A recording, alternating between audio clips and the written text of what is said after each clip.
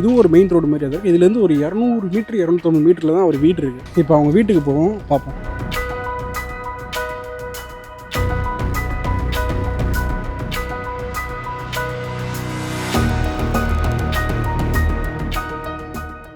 இப்போ நம்ம இருக்கிற இடம் வந்து OMRல இருக்கிற தையூர் பகுதி. இந்த தையூர் பகுதியில் தான் ஆகஸ்ட் 16ஆம் தேதி பிரவீன் அவர்களை படுகொலை செய்யப்பட்டிருக்காங்க. அதாவது அவரை வெட்டியிருக்காங்க. 16ஆம் தேதி இரவு 7:30 மணி to 8 மணிக்குள்ளே அவர் வெட்டியிருக்காங்க. அவர் வீட்டில் வந்து அவங்க அம்மாட்ட வந்து நான் வெளியே போகிறேன்னு சொல்லிட்டு வந்திருக்காரு.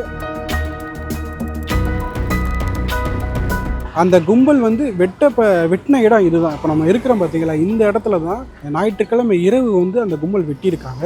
அவர் வந்து தடுக்க பார்த்துருக்காரு. அவர் அருவா வச்சு வெட்டுறாங்க, கத்தி வச்சு வெட்டுறாங்க. அவர் கையிலேயே தடுத்துருக்காரு. சரமாரியாக வந்து அந்த கும்பல் வெட்டியிருக்காங்க. வெட்டிட்டு இங்கே பக்கத்தில் இருக்கிறவங்க வந்து கூச்சலிட்டு இருக்காங்க, உதவிக்கு வந்திருக்காங்க. அப்போ வரும்போது வந்து அவங்க தப்பிச்சு போயிருக்காங்க. உடனே பிரவீன் அவர்களை வந்து இங்கே பக்கத்தில் இருக்க ஒரு காரை எடுத்துக்கிட்டு கூட்டிகிட்டு போய் ஒரு தனியார் மருத்துவமனையில் இங்கே இருக்கிறவங்களே அனுமதிச்சிருக்காங்க. அதுக்கப்புறம் தான் அவங்க பெற்றோர் தகவல் போயிருக்கு. அங்கே இருக்கிறவங்க வந்து ராஜீவ்காந்தி அரசு மருத்துவமனை கொண்டு போங்க அப்படின்னு கூறியிருக்காங்க. அதன் அடிப்பில் வந்து ராஜீவ்காந்தி அரசு மருத்துவத்தில் அவர் போய் சேர்த்துருக்காங்க. சிகிச்சை வந்து பலனளிக்காமல் அவர் வந்து வியாழக்கிழமை அவர் இறந்துட்டார். அவர் வீட்டிலேருந்து கிளம்புறப்போ ஃபோன் பேசிகிட்டே வந்திருக்காரு. ஃபோன் பேசிகிட்டே வரப்போ வந்து அவர் தெரிஞ்சவர் தான் ஃபோன் அடிச்சு கூப்பிட்டுருக்காரு. அவன் லாஸ்ட்டாக எங்கே தானே ஃபோன்லேயே பேசுகிறான்.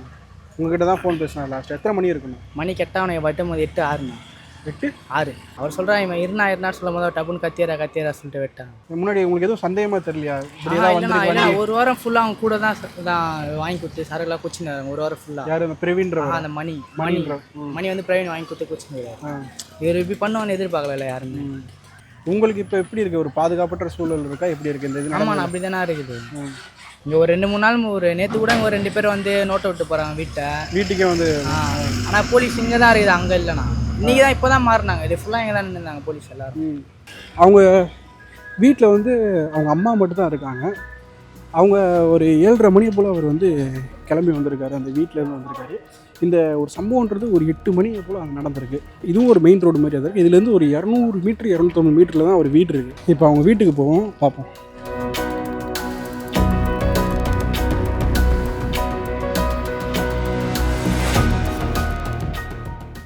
என் பையன் பிரவீன் தான்.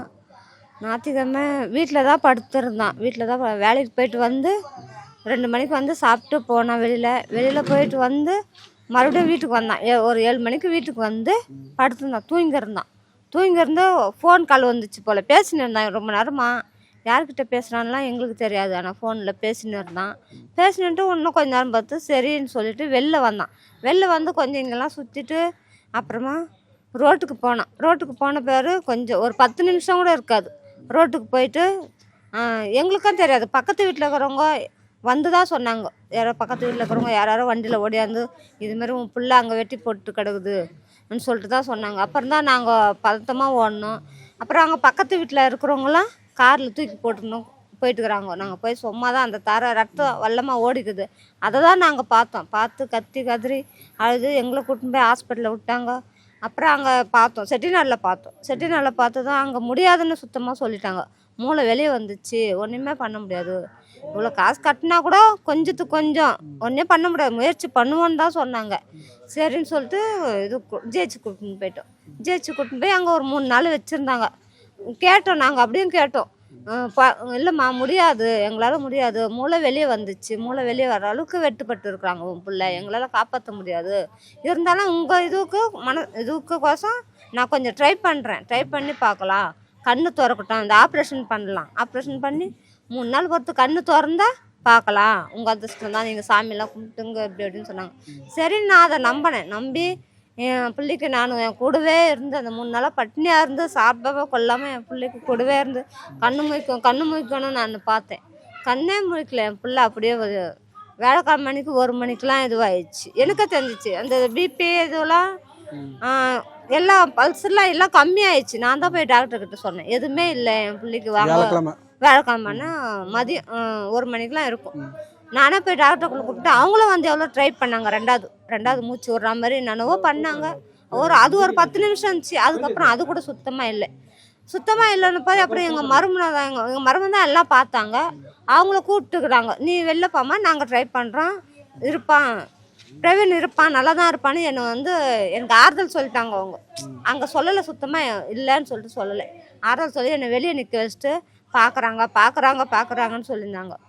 இது இப்படியே சொல்லியிருந்தாங்க. நான் இருக்கிறான்னு தான் பார்த்தேன். அப்புறமா இல்லை, வேலைக்கார மணிக்கு 1 மணிக்கெலாம் இல்லை. இவங்க வந்து இதுக்கு முன்னாடி இருந்தே என் பிள்ளைய மிரட்டின்னு இருக்கிறாங்க. இதுக்கு முன்னாடி ஒரு இவங்களுக்கு பேச்சுவார்த்தை இருக்குது போல, எங்களுக்கு தெரியாது. முன்னாடி தெரியுமா? எங்களுக்கு முன்னாடியே தெரியும். இது மாதிரிலாம் எப்போயாச்சும் பண்ணுவாங்க, இவங்க மிரட்டுறாங்க பண்ணுவாங்கன்னு அவங்க சொன்னாங்க. நம்மள என்ன பண்ணிட்டு போகிறாங்க, அவனை மிரட்டிக்கிட்டு விட்டுருவாங்கன்னு நாங்கள் பார்த்தோம். அப்புறமா ஃபோனே வந்து கிடக்கும். ஃபோன் எடுத்துன்னு வந்து வச்சோன்னா ஃபோன் வரும். நான் ஃபோன் எடுத்தால் அந்த பொண்ணு என்கிட்ட பேசாது. என் வாய்ஸ் கேட்டு தான் பேசாது, வச்சிரும் ஃபோன் பண்ணாது. எங்கள் பையன் என்கிட்ட மேலே பேச்சுவார்த்தையாக ஃபோனில் இருந்துக்கிறாங்க. இதெல்லாம் எங்களுக்கு தெரியாது. இல்லை, இதுக்கு முன்னாடி வந்து அவங்க அம்மா சொன்னப்போ சொல்லியிருந்தாங்க, மிரட்டியிருந்தாங்க. 6 மாதத்துக்கு முன்னாடியே மிரட்டியிருந்தாங்க. ஆமாம், கொலை பண்ணிடுவேன், தலையை எடுத்துருவேன் அப்படின்னு. அது வந்து அவனோட மொபைலு, பைக் எல்லாத்தையும் எடுத்துகிட்டு போயிட்டாங்க. நாங்கள் போய் கேட்க போன அப்போ அவங்க வந்து ரொம்ப திமிராக பதில் சொல்லிக்கினேன், உங்களை வெட்டுருவோம் குத்திருவோம் அப்படின்ற மாதிரிலாம் பேசினாங்க. செல்லாம் தர முடியாது, கிளம்புங்க அப்படின்ற மாதிரி. இனிமேல் வரமாட்டான் என் மச்சான், அவன் லவ் இனிமேல் பண்ண மாட்டான் அப்படின்ற மாதிரி நான் பேசினேன். ஏன்னா அவங்க இதுமாரி ஆளுங்க நம்மளுக்கு தெரிஞ்சிச்சு.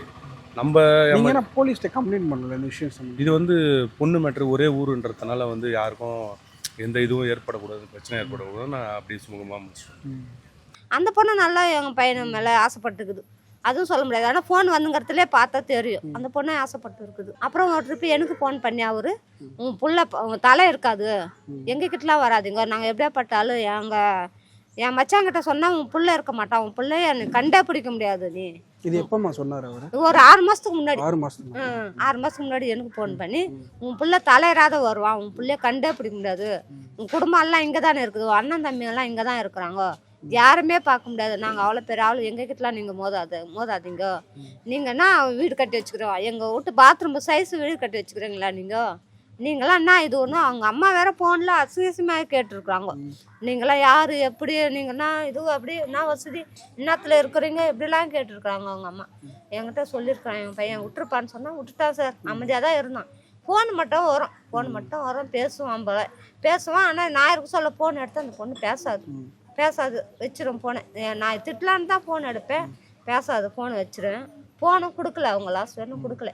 அதுக்கப்புறமா எங்கள் தம்பியெல்லாம் போய், உன் பொண்ணு மேலே தப்பு இருக்குது, என் பிள்ளை மேலே தப்பு இருக்குது, அப்போ நீ இது மாதிரிலாம் நான் போகிறேன், ஸ்டேஷனுக்கு போகிறேன்னு சொன்னாங்க. ஸ்டேஷனுக்கு போகிறேன், ரிப்போர்ட் கொடுக்கணும், உன் பொண்ணை வர வேணும். அப்போ வந்து அவங்க அப்போ தான் அந்த பொண்ணை கொடுத்தாங்க. நீ அங்கெல்லாம் போவானா, அப்போ என் பொண்ணு வாழ்க்கை இதுவாகிடும், படிக்குது என் பொண்ணு இப்போ தான் காலேஜ் போகுது, படிக்குது, என் பொண்ணு இதுவாக இருக்கணும். அப்புறமா தான் சார் போனே கொடுத்துருக்குறாங்க. அவங்க ரொம்ப கஷ்டமாக இருந்துச்சு எங்களை பார்க்கும்போது. எத்தனை பேர் நான் வந்திருந்தாங்க காரில் எப்படியும் ஒரு 2 காரு, i20 பிளாக் ஒன்று, ப்ளூ டிசைர் ஒன்று, ஷிஃப்ட்டு. அதான் அதில் வந்து ஒரு 6 பேரோ 7 பேரோ வந்திருக்காங்க. எல்லாம் உட்காந்துருக்காங்கன்னா அந்த 2 பசங்க தான் வெட்டியிருக்காங்க. அந்த பொண்ணோட அண்ணனும் அவங்க ரிலேட்டிவ் பையன் மணின்றவங்க 2 பேர் மட்டும் தான் இறங்கி வெட்டியிருக்காங்க. அவர் ஓட முயலையாண்ணா? இல்லை, அவர் டக்குன்னு ஓட முடியல, டக்குன்னு வந்து வெட்டாங்கும் போது என்ன, அவனுக்கு கொஞ்சம் தெரிஞ்ச பையனால மணிக்கிட்ட பேசியிருக்கான், அவன் தான் ஃபோன் பண்ணியிருக்கான், வர வச்சிருக்கான். அவனே இதுமாரி பண்ணுவான், அவன் எதிர்பார்த்துருக்க மாட்டான்ல. இப்போ வந்து என் பிள்ளைக்கு வந்து நீதி கிடைக்கணும், அவங்களுக்கும் வந்து தண்டனை வேணும், அவங்களுக்கு தண்டனை வேணும், வெளியே வரக்கூடாது, எங்களுக்கு பாதுகாப்பு வேணும்.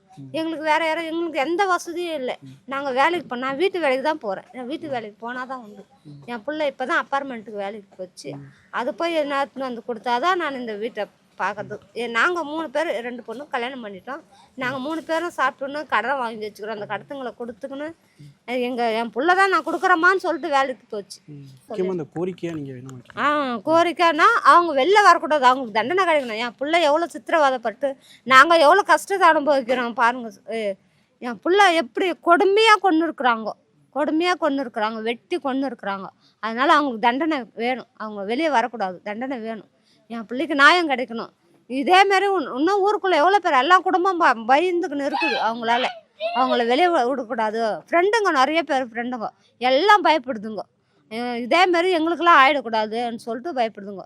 யாருக்கும் ஒன்றே ஆகாதோ அவங்கள வெளியே விடக்கூடாது. அந்த கௌதம்ன்றவனே, அந்த மணின்றவனே, அவங்க அப்பா எல்லாரும் யாருமே விடக்கூடாது, அவங்கள வெளியே விடக்கூடாது. அதுக்கு என்ன இது பண்ணணுமோ நீங்கள் பண்ணி எங்களுக்கு உதவி செய்யுங்க. எங்களுக்கு கொஞ்சம் பாதுகாப்பு வேணும். அவங்களால எங்களுக்கு என்ன வேணாலும் நடக்கலாம், எப்போ வேணாலும். அது எங்களுக்கு கொஞ்சம் பயமாக இருக்குது. இப்போது வீட்டில் இருக்கிறதுக்கு கூட முடியல. இப்போ கூட இங்கே இருக்க முடியுமா, இருக்கலாமா, இல்லை எங்கன்னா போயிடலாமான்னு இருக்குது. அதுவே